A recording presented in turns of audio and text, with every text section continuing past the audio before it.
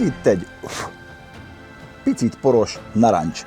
Szeretettel köszöntöm a Zone nézőit, titeket a sátramban. Mert hogy épp itt lakom. Megmutatom nektek a sátramat mindjárt, meg azt is, hogy hol vagyunk. Egy hajnali 5-ös kelést követően most délután 6 óra 5 perc van, 15 perc múlva a világ legszebbnek mondott naplementéjét csodálhatjuk majd meg, és itt vagyok kint egy, berber sátorban. Ez így néz ki. Kérlek szépen, itt van a kis kandalló, egy kis kályha, amit meg kell rakni. Mutatom nektek mindjárt, hogy van itt egy ágy, fújja a szél természetesen, és hát azért poráz van, van egy kis zuhany, és angol WC, szóval azért nem úgy vagyunk, mint a berberek, ott vagyok én. Szevasztok! Még széf is van, bár itt egyáltalán nem lopnak. És a kilátás az valami pazar.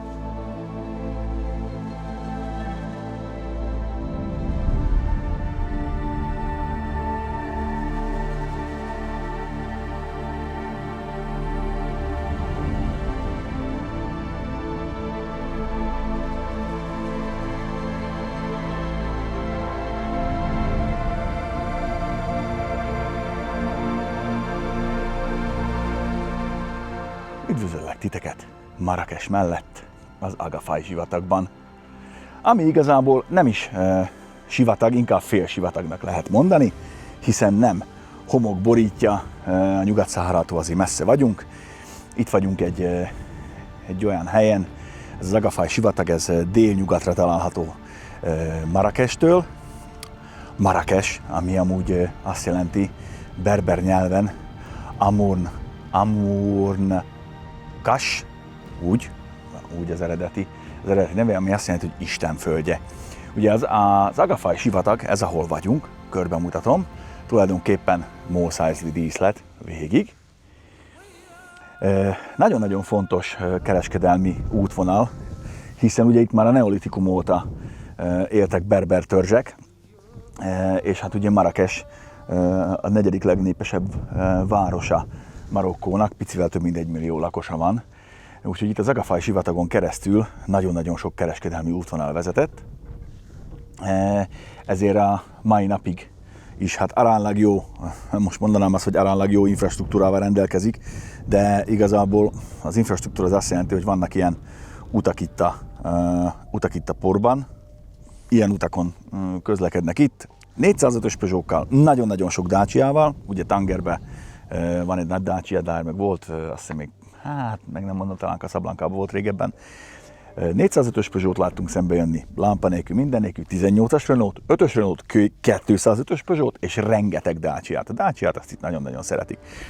Szóval itt az Agafay sivatag, ez egy nagyon-nagyon érdekes hely, ugye ez egy kősivatag, és hát amivel itt foglalkoznak jellemzően a helyiek, az argánfa gondozása, illetve az argánolaj gyártás. Talán már sikerül nektek mutatnom, nagyon érdekes egy ilyen argán dió, aminek ugye a magját kell kipréselni, miután kiszárítottad a diót.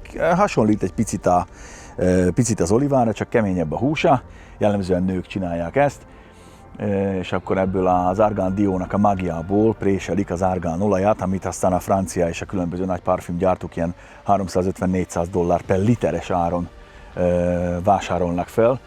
Nagyjából egy ilyen argánfáról 8-10 kilónyi dió jön le, és 40-50 kilónyi kell 1 liter ilyen argánolajhoz, nagyon-nagyon kedvelt gyógyászati termék, ugye akik itt élnek, ezek a berber törzsek, ezek hosszú-hosszú évszázadok óta használják. Gyógyászatra, sebkezelésre, fürdésre, mindenre. Hát ha sikerül majd venni. No, de hogy miért vagyunk itt? Nagyon egyszerű, ugyanis idehozott minket a Dacia, hogy itt, ebbe a kősivatagba próbáljuk ki azt a Dustert, amit egyszerre tud menni LPG-vel, benzinmotorral, és még egy picit elektromosan is, és mindezt összkerékhajtással, elől egy hátsebességes váltóval, hátul meg egy szintén kétsebességes váltóval. Én úgy látom amúgy, ha sikerül ma este beszélnem a vezető mérnökkel, hogy nagyjából a Renault-nak ezt a e-tech hajtását kombinálták ezzel az 1.2-es 3-hengeres turbomotorral, ami ugye LPG, illetve benzinüzemű. És ugye hátul a hátsó tengernél ott van az elektromos motor a kétsebességes váltóval. Érdekes, ezzel jöttünk ide, egy 2 órán át zögykölöttünk, és azért elég kemény vízmosásokon átjöttünk, no de holnap lesz igazából a tesztnap, úgyhogy itt töltjük most az időt, és hát el kell mondanom nektek, hogy hát azért, ha mondjuk, mit csinálsz, hogyha mondjuk oda születsz abba a házba. Nagyon nincs itt semmi, tényleg ez van. Kő, cserjék, kecskék. A kecskéket amúgy pénzért zavarják fel a fára a helyi kecskepásztorok, szóval a kecske magától nem megy fel, azért zavarják őket fel, hogy aztán pénzt kérjenek tőle, te lefotózod. És hát itt ilyen kempingben vagyunk tulajdonképpen, egy hát berber sátornak mondott sátorba, de hát nyilván a berberek, ez már azért egy ilyen összkomfortos sátor, de nagyon-nagyon érdekes. Mindenképpen estére ilyen 8-11 fokra leül a hőmérséklet, de hát vastag takaró van, befűtjük a kis Jancsikáját, aztán szuperül meg vagyunk, és megnézzük, hogy mit tud ez a Duster, ami ugye gyárilag LPG-s, van egy 50 literes LPG, ilyen toroid tártály hátul, csomagtartóban is vesz valamennyit, illetve van egy 50 literes benzintankja, és ugye hátul meg ott van a 0,8 kWh-órás aksi, és a 31 lovas villanymotor a hátsó tengernél, amúgy tök szimpatikusan, teljesen ilyen vastag lemezzel van levédve az egész hátsó hajtás, úgyhogy azt nem bízták a véletlenre. És hát eljött velünk eddig mindenhová, egy terepjáró GPS-szel navigálunk, ami hát azért nem olyan, mint a Google, maradjunk annyiba, de hát itt aztán a hajadra kelheted, mert se térerő nincs, se internet nincs, semmi nincs. Nagyon érdekes ez az egész. És ugye ez a jellemző, ilyen sziklás terep van mindenhol. Ezt látod, ilyen nagyon éles peremű kövekkel, hasonló ahhoz, mint amit G Szaúd-Arábiában látott a VRC-n. Na most fölsétálok oda a hegyre, onnan lehet nézni a naplementét, ami állítólag a világon itt a legszebb, és ott történik éppen, hát ha sikerül elkapnom egy timelapse-be, utána pedig megpróbálom lencsevégre kapni, vagy lencsevégre, mert mi vagyok én fotós, mikrofon elé ütetni a vacsoránál az egyik vezetőmérnököt, mert lennének kérdéseim. Úgyhogy ja, hát Pityu vagyok, Sátrás Pisti, Marokkóból. Van a Zsákos Frodó, meg a Sátrás Pityu. Na ez a második. Ez vagyok én most.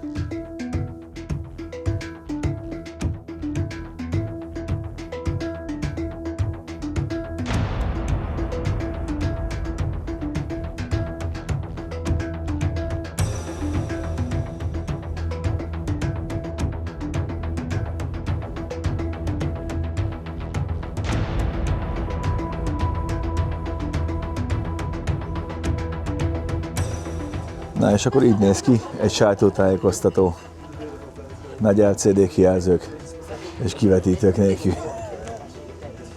Ide van felírva szépen minden. És tessék, itt van a hajtáslánc, belső égésű motor, gázra és benzinre. Itt hátul, itt van a tártály, jól látjátok, gáz, üzemanyag, ezt az egész egységet védi alulról egy lemez, és tulajdonképpen kárdán tengely ennél fogva nincsen. Zseniális. Ez is egy nagy sátor, ahol vagyunk.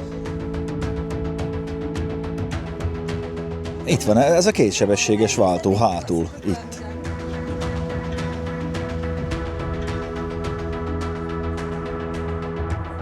És ott van a villanymotor, ami ugye segít a hátsó hátcsásba, 31 lóerős. Nagyon kompakt egy egység. Rá van írva, don't touch, please. Ja, és itt lesz a vacsi. Megpróbálom elkapni valamelyik vezetőmérnököt majd.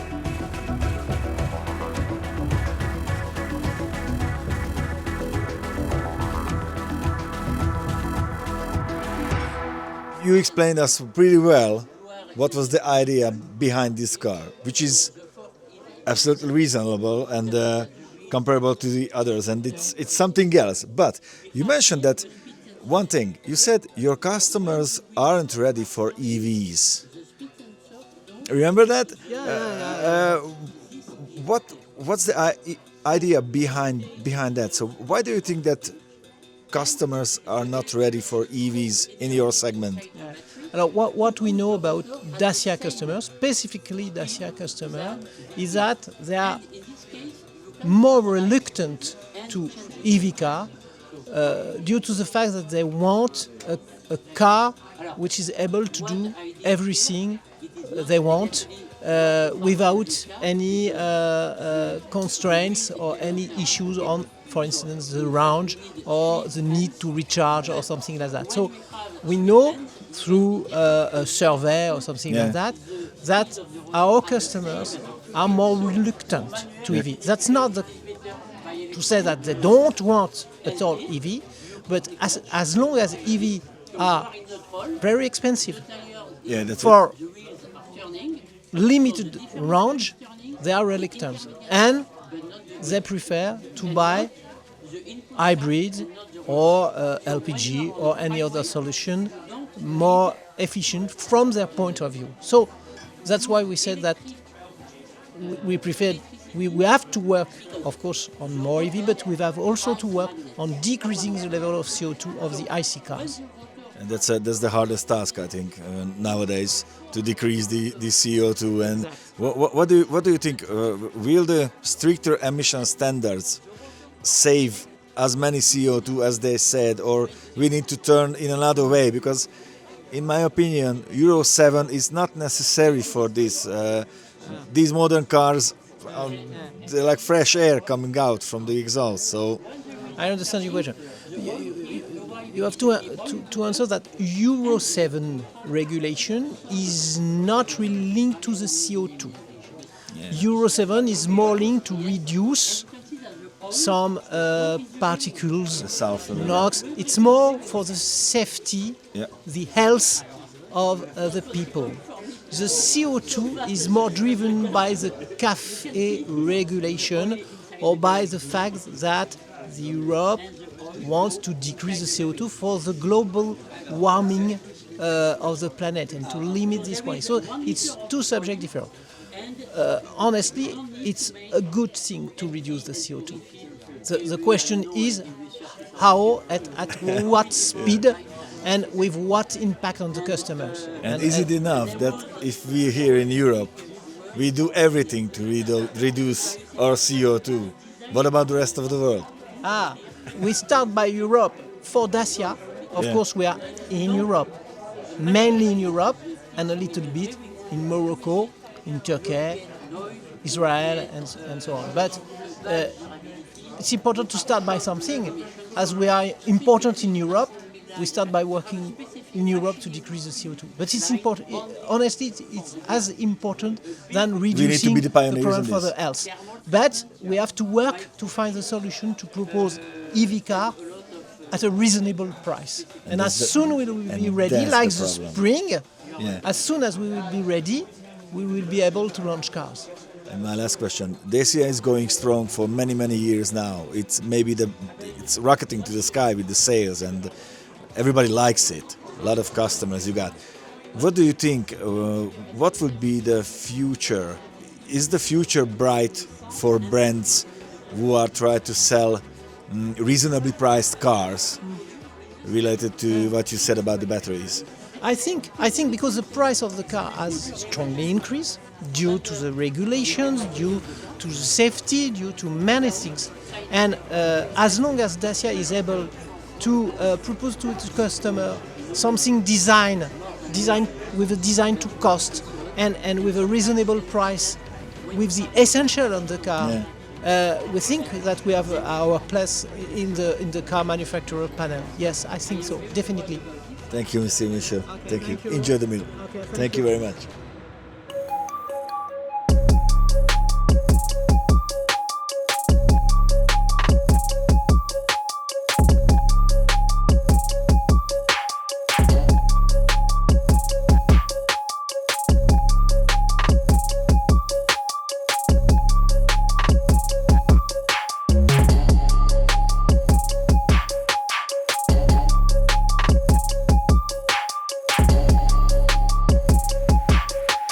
Na, hát szerintem a világ legjobb sajtótájékoztatóján vagyunk egy sátorba, és flipchartokkal rendesen felírták filccel, ami érdekel minket, válaszoltak kérdésre, úgyhogy most én is okosabb vagyok, és tudok válaszolni a ti esetleg felmerülő kérdéseitekre. Először is, hogy miért van ez az autó? Tök érdekesen elmagyarázták, meg tök érthetően, abszolút logikusan.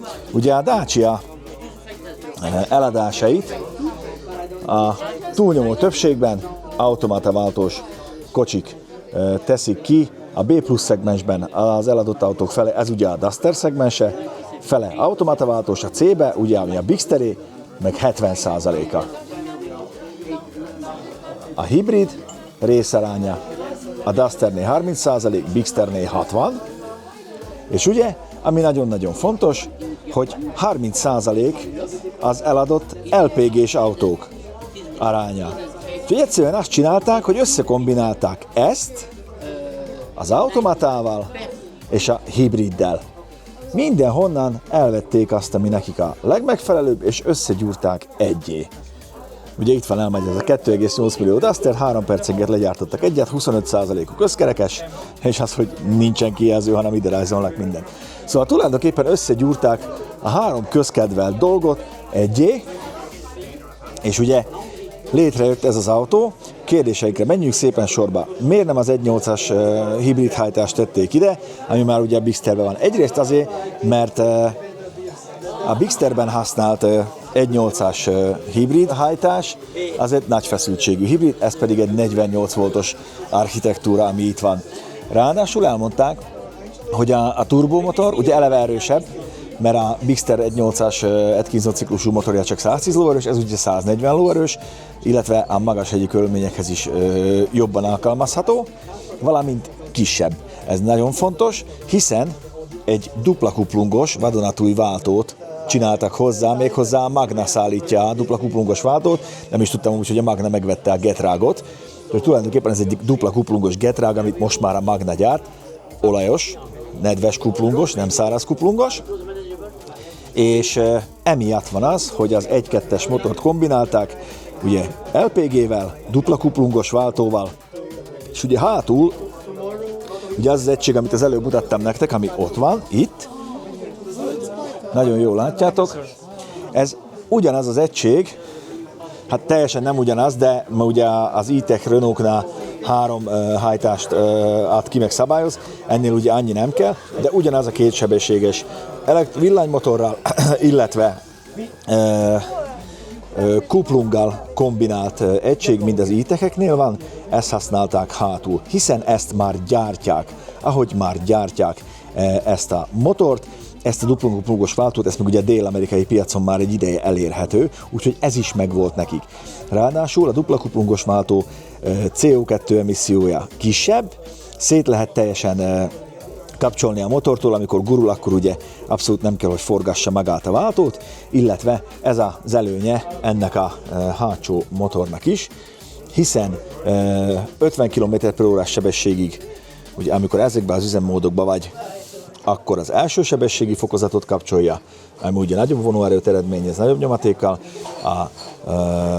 Amikor ezekben az üzemmódokban vagytok, itt, akkor pedig ugye 2-es második fokozatot kapcsolja, és teljesen le lehet választani a hajtásról, úgyhogy amikor csak az első kerék hajt, akkor tényleg csak az első kereket forgatja, hátul lényegében kikuplungol leválasztják a hajtásláncból az egészet, ami egy nagyon-nagyon praktikus megoldás, és szintén a fogyasztást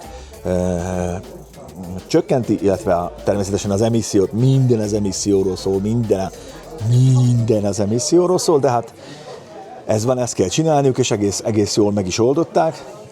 Nem beszélve arról, hogy így több nyomatékot tudnak átvinni, leadni a hátsó tengelyen, mind a klasszikus megoldással, ahol ugye kárdán tengely volt itt középen, illetve volt egy differenciálmű, és ugye azt a súlyt, amit ezzel megspóroltak, azt ugye úgymond befektethették a dupla kuplungos váltóba, úgyhogy nagyjából 5 kg a különbség. Állításuk szerint nem lett kisebb a csomagtér, de szerintük magasabban van a pereme. Lehet, hogy nem lett kisebb, de hogy a pereme magasabban van, arra lenne egy fogadásunk, legalábbis nekünk nagyon úgy tűnt. Úgyhogy tulajdonképpen az egész hajtáslánc már meglévő elemekből építkezik, és nagyon elmésen így lehetett költséghatékonyan olcsóbban kihozni, hiszen a Dacia-nál mindig is nagyon fontos volt az, hogy költséghatékony legyen az egész, ezért nem lesz nagyon-nagyon drága. Ugye ez egy 48 voltos hibridrendszer, teljesen elektromos hajtással is képes menni a városba, illetve teljesen le tudja kapcsolni hátul azt az osztóművel kombinált, vagy ezt a kétsebességes kuplunggal kombinált villanymotort, és 1400 km tud VLTP szerint, hogyha megtankolod az 50 literes gáztártályt, illetve az 50 literes üzemanyagtártályt. Hát így. Ez egy logikus, jó felépített, abszolút lehet követni a gondolatmenetet, és hát, mint hallottátok, ugye itt elmondta Didier Michaud, aki a hajtásláncért, illetve a platformé felelős mérnök volt, vezető mérnök volt, hogy nekik nagyon fontos volt az, hogy egy átmeneti megoldást kínálnak, amit az ő vásárlóik leginkább szeretnek. Hát így. Így. Azért ez így teljesen indokolható szerintem, viszont most már leülök a helyemre, mert nagyon-nagyon éhes vagyok. Kint már besötétedett, holnap megnézzük, hogy mit tudunk itt variálni a sivatagban. Gondolkodom, hogy kihattam még valamit, de szerintem mindent elmondtam, amit elmondtak.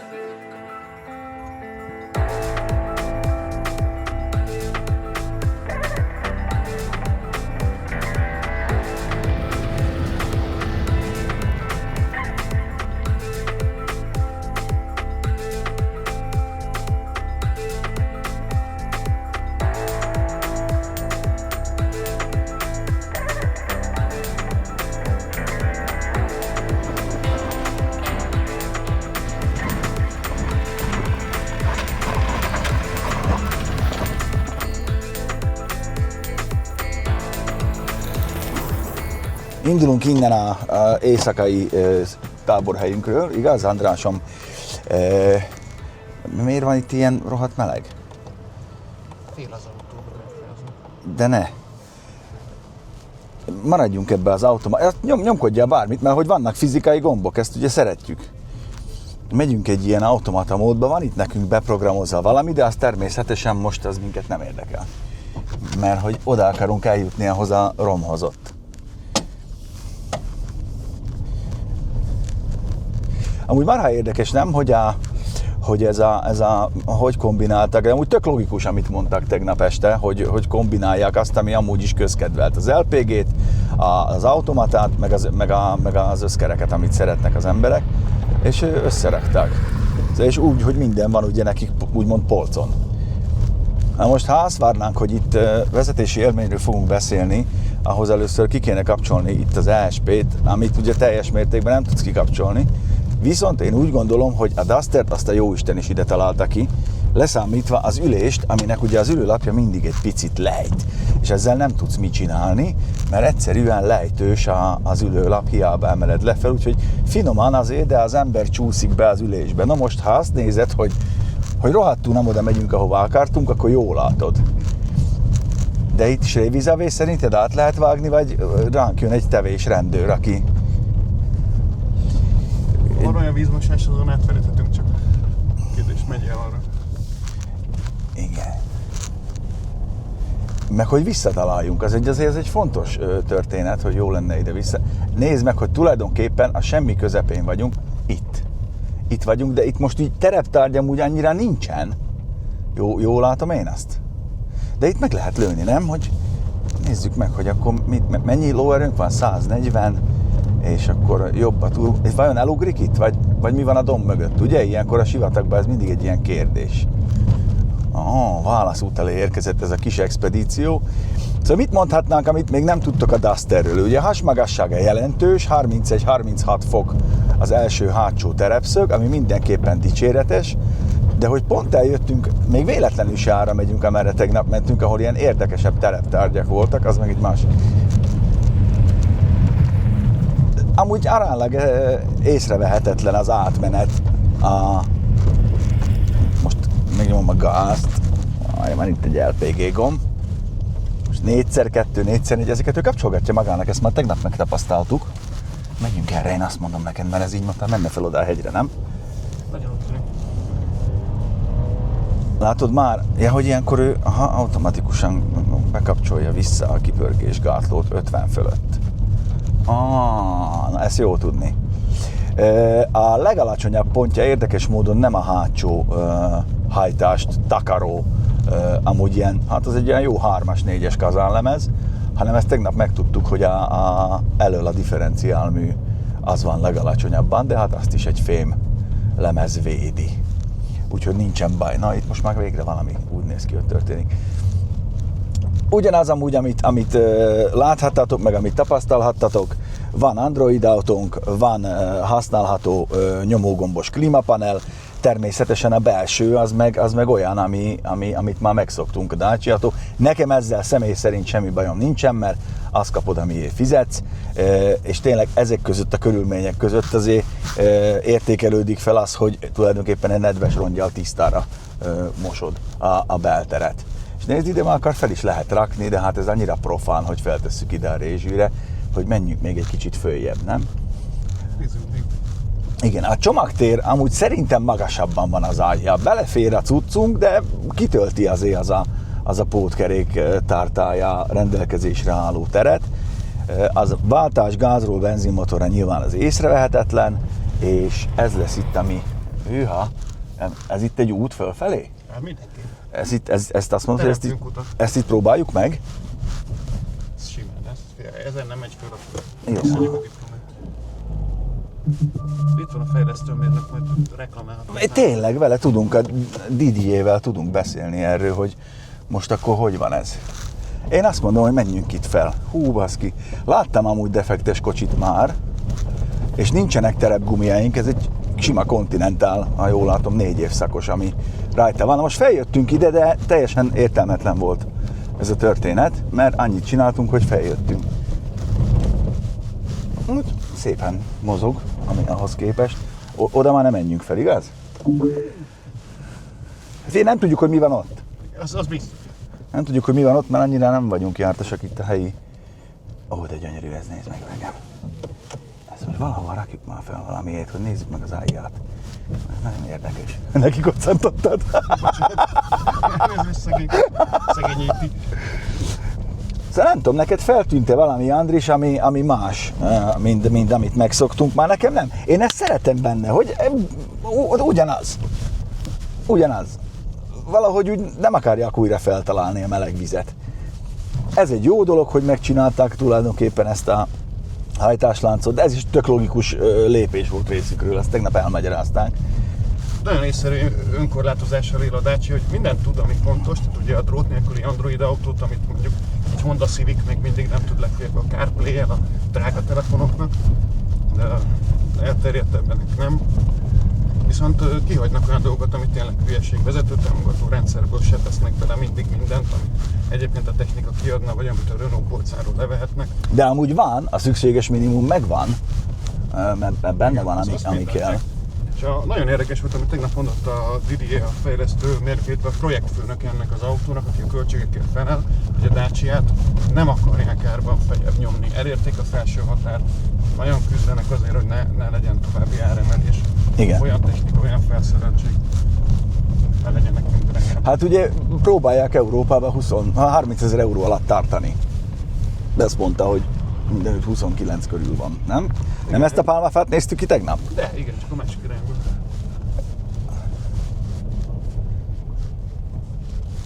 Most tulajdonképpen én adtam erős gázt, de így nagyon nem történik semmi. Nem megyünk ekóba, na majdnem. Áttesszük ekóba? Így. Lehet, hogy... De nem kaptunk defektet valószínűleg. Aha. Itt már alakulunk. Aha, most megjöttünk. Megjött a power. Lehet, hogy most váltott át, tudod? 1-esből 2-esbe? Merre menjünk? Oda föl menjünk? Mindenképp. Menjünk oda föl. Menni mindenet.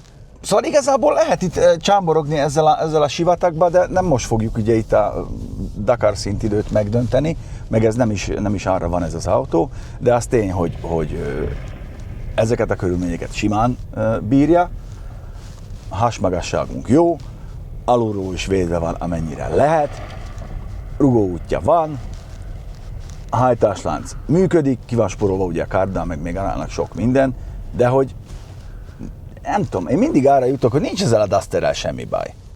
Itt vannak az Argano Life-ak, tessék. Ezek így néznek ki. Nincs ezzel a Dusterrel amúgy így semmi baj, nem? Hogy így, ez így van, és jó, és használható. És hát nagyon kérdés, hogy mennyire tudjuk Magyarországon tartani az árát. Meg meddig. Én most ha látsz valami olyan helyet, ahol meg tudunk állni, akkor az jó lenne, hogy ilyen felrakósba, tudod? Fánál tök jó, szerintem is akkor az a háttér. Ott a fánál? Az neked jó lesz? Szerintem van kő, sivatag, háttér, nem látszik a civilizáció. Igen. Mint hogyha tényleg elvetődtünk volna a világ végére. A külső-belső elmenősöket majd csinálunk, majd hogyha lefotóztad te is, utána megcsináljuk a menős képeket. Jó?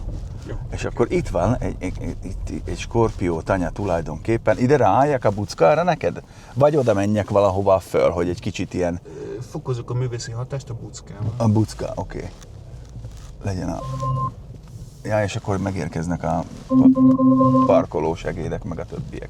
Az a baj, hogy a buckát így széttúrom, és nem fognak neki örülni a helyiek.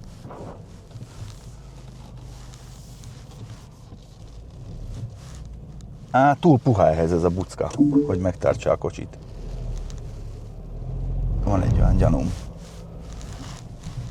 hogy ez így, látod, csak annyit értük el, hogy szétbarmoltuk valakinek itt a kis izéjét a...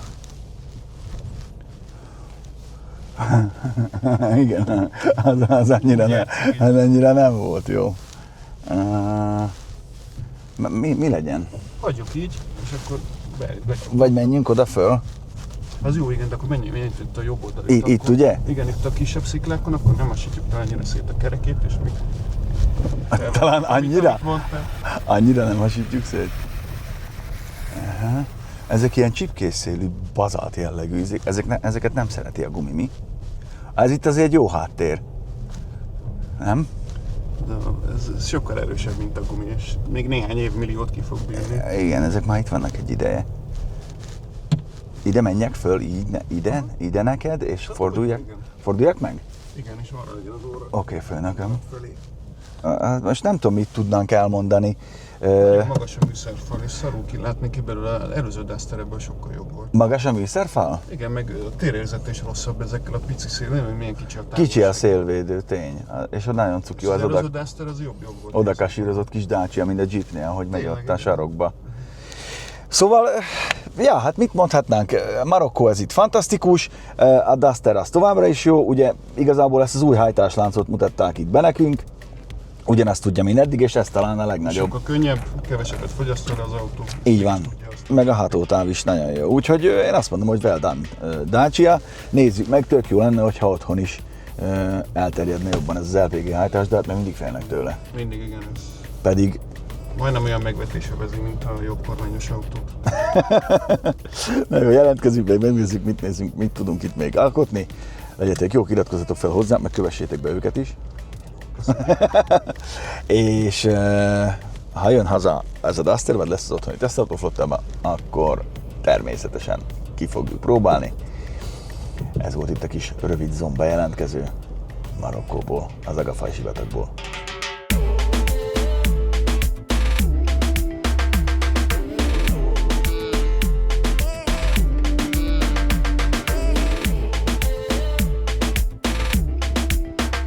Ami igazán döbbenetes ezen a helyen, az a hihetetlen csend, ami itt van éjszaka is. Néha tényleg csak a mindenütt jelenlévő pásztorkutyák vonyítását lehetett hallani. Hihetetlen, hogy itt nem is az a furcsa, mert hát voltunk már pár helyen a világban, hogy itt élnek emberek, de hogy mennyire más az élet, és ezért jó eljönni ilyen helyekre, mert egyszerűen rájössz, hogy mindenhol el lehet boldogulni, meg lehet boldognak lenni. Tök jó fejek a helyiek is. Itt az Atlasz-hegység, az meg valami egészen fantasztikus. Szóval, ja.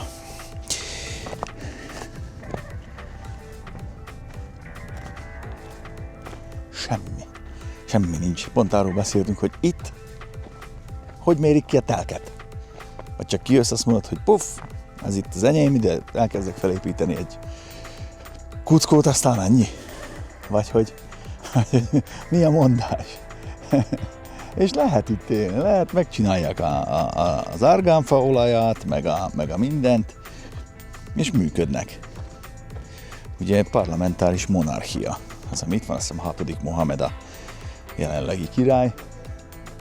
Hát a női egyenjogúság azért meg az kicsit odébb van, de van 30 női képviselő az alsóházban, szóval ja, azért valamennyire törekednek rá. 30.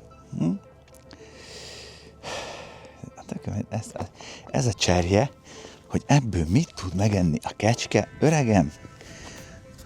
Pont azon agyaltunk, hogy miből építi fel magát tulajdonképpen ez a kecske. Hogy annak milyen orra lehet, mint a vídia olyan kemény, mert egész nap a sziklát meg a köveket görgeti így maga előtt az orrával. Nagyon komoly. Nagyon komoly. Viszont az ételkultúrájuk az nagyon régi. A Krisztus előtti 7. században már jellemző marokkói étkek készültek, és tökre vegyül benne a francia konyha, meg az arab. Iszonyú jó kencéik vannak, nagyon finom olajokat használnak, és például ha nem próbáltátok még, és erre jártok, akkor a fügés kecskesajtot, az mindenképpen az valami egészen ilyen krémszerűen kenhető, egészen érdekes, mert egyszerre édes és saványkás is. Fú, ez nagyon finom volt. Úgyhogy, ja, lassan itt az év vége, még az ide jó volt eljönni, most is ilyen 20-21 fok van, este azért 8-11 volt, szóval nem volt ez a hű de meleg, de jó bedurrántottam a sátrat, Jancsikája az piros volt. És most még az Andrés is leforgatja a magáit, meg fölveszi, nézzétek, ott van fönn. Ott. Fölveszi, amit föl kell, aztán bemegyünk Marrakesbe, szétnézzünk a piacon, hát sikerül valami jó kis olajat, vagy jó kis parfümöt szerválni. Nagyon sok ilyen parfüm, kocsvasztó, főző, gyártó, itt azért mindenki csinálja ezt. Van itt a környéken. 10,2 millió forint lesz ennek a Dusternek a bevezető ára otthon, és hát próbálja az importőr majd megtartani, hogy maradjon is ez így. Nem tudom. Szerintem akinek van, az elégedett vele alapvetően, még mindig az a legnagyobb harc meg a kihívás a Dacia-soknak, hogy beleültessék az ügyfelet, hogy bejöjjön a szalomba és nézze meg. És tényleg erről is beszélgettünk sokat tegnap itt a franciákkal, hogy nem kapsz mást, mint ami fizet, szóval nincs ebben túl, a logó az nem egy hozzáadott érték a Dacia-nál, és tényleg mondom nektek, hogy itt, amit kapnak ezek az autók, az nagyon kemény, és mindenütt ezek vannak. Van sok Peugeot is, meg Citroën is, de főleg Dacia. És ma még ki kell derítenünk, hogy milyen robogókkal járnak ezek, mert egészen elképesztő, amit azokkal művelnek itt a homokba. Hát itt nem szeretnék légszűrő lenni. Na jó, menjünk tovább. Menjünk haza, megnézzük, hogy milyen otthon az idő. Ez így gyönyörű. Én nagyon szeretem Marokkót. Tényleg. Nem tudom, hányadszor vagyok itt, de ez valószínűleg ide ki kéne jönni egyszer, nyaralni, pihenni le Casablanca-ba, a tengerpartra. Na, szevasztok!